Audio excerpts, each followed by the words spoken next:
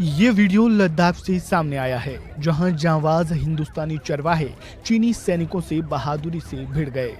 Video में आप देख सकते हैं कि कैसे चीनी सैनिक बख्तरबंद वाहनों के साथ वहां मौजूद है। अलार्म बजा रहे वाहन जाहिर तौर पर चरवाहों को वहां से चले जाने का संकेत दे रहे हैं और भेड़ चराने से रोकने की कोशिश कर रहे हैं, जिसके विरोध में चरवाहे चीनी सैनिकों से भिड़ गए और मजबूती से यह दावा किया कि वो अपने क्षेत्र में हैं। स्थानीय चरवाहे ने कहा कि उनके दादा दादी भी इस क्षेत्र में भेड़ चुराने आते थे और भारतीय सेना भी यहाँ हमारी मदद कर रही है।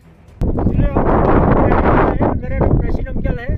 तो हम यहाँ बकरा भेड़ चढ़ाने के लिए आया है। तो हमारा दादा दादी भी यहाँ पे चढ़ा रहा था। तो हमको इंडियन आर्मी की तरफ से सब कुछ मदद मिल रहा है। तो थैंक यू इंडियन आर्मी। चीनी सेना भेड़ चराने से रोक रही थी, चरवाहे डटे रहे। कहा ये भारतीय जमीन है। लद्दाख में कुछ भारतीय चरवाहों ने चीन से लगी सीमा के पास चीन के सैनिकों को जवाब दिया।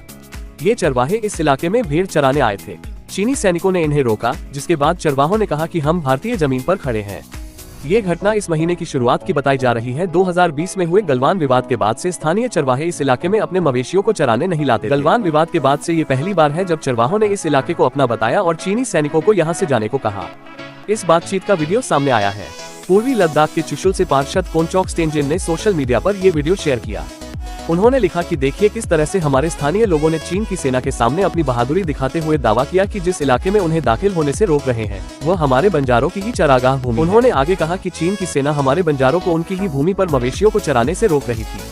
मैं हमारे बंजारों को सलाम करता हूं, जो हमेशा हमारी जमीन की रक्षा के लिए देश की दूसरी संरक्षक शक्ति के रूप में खड़े रहते हैं। एक अन्य ट्वीट में कोनचोक ने लिखा कि पूर्वी लद्दाख के बॉर्डर वाले इलाकों में भारतीय सेना की फायर फ्यूरी कॉर्प्स सकारात्मक बदलाव लाई है, जिसे देखकर खुशी होती है। पैंगोंग झील के उत्तरी किनारे से सटे चारागाह पर हमारे चरवाहों और बंजारों को हक दिलाने में सेना ने मदद की। मजबूत सैन्य नागरिक संबंध बनाने और बॉर्डर से सटे इलाकों के लोगों के हितों का ध्यान रखने के लिए भारतीय सेना का आभारी हूँ। 2020 में चीन ने ईस्टर्न लद्दाख के सीमावर्ती इलाकों में एक्सरसाइज के बहाने सैनिकों को तैनात कर दिया था।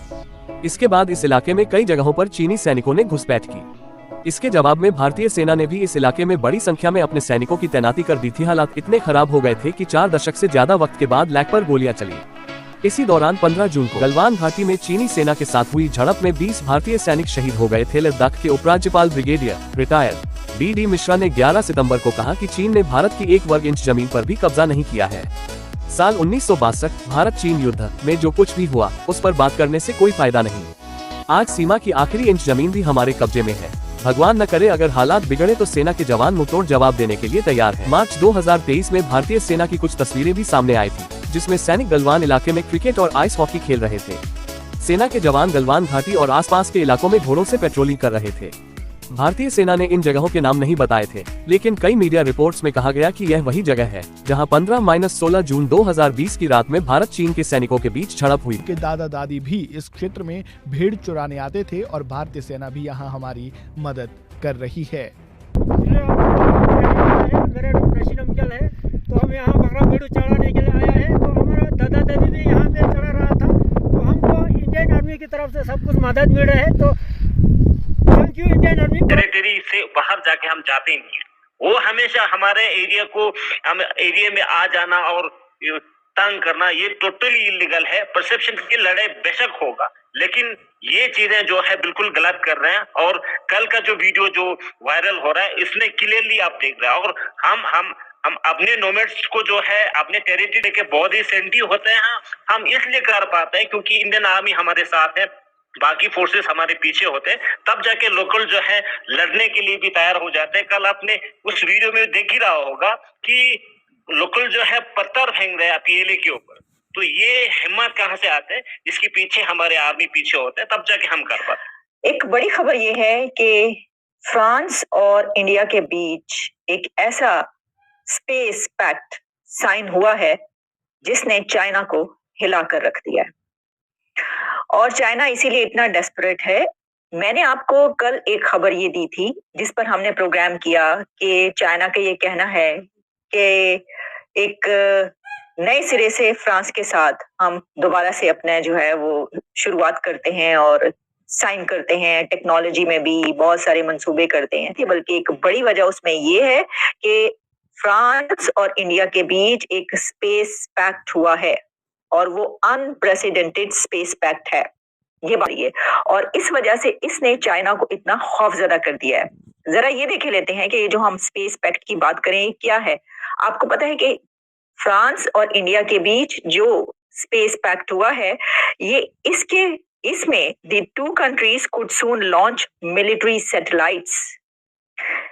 ये एक बहुत बड़ी डेवलपमेंट है, ऐसा पैक्ट साइन कर लिया है। और इसमें यह है कि जो दोनों मुल्कों की मिलिट्रीज हैं वो सैटेलाइट्स जो हैं will possess both offensive and defensive capabilities. जो लॉन्च करने की बात की जा रही है उसमें सैटेलाइट्स उनकी कैपेबिलिटीज डिफेंसिव भी होंगी और ऑफेंसिव भी होंगी। और इसी के साथ इसमें इसको जो साइन किया गया है और अभी तक हमारी तक जो खबरें पहुंच रही हैं ये बड़ी एक ऑथेंटिक खबरें हर जगह से इस वक्त चल रही हैं, जिसमें कहा जा रहा है कि रिपोर्टेडली ये जो protect the Indian space assets, बल्कि ये है ना ट्रैक भी करेंगी। आपको पता है दी मूव्स, जो अगर उनके ऊपर कोई ऐसा हमला होने वाला है या कोई दूसरा कंट्री जो है इस तरह का कुछ कर रहा है तो उसको भी वो रिकॉर्ड कर सकेंगी और ट्रैक कर सकेंगी, और अपनी तरफ से जो है वो तो है ही है। फिर इसमें यह है कि डील जो है रिपोर्टेडली कहा जा रहा है कि ये साइन हुई है डील, और इसमें फ्रेंच जो प्रेसिडेंट है उन्होंने साइन किए हैं। Deal sign by French defence minister और इसमें जो है एन इंडियन डिफेंस मिनिस्टर की तरफ से जो है ये किया गया।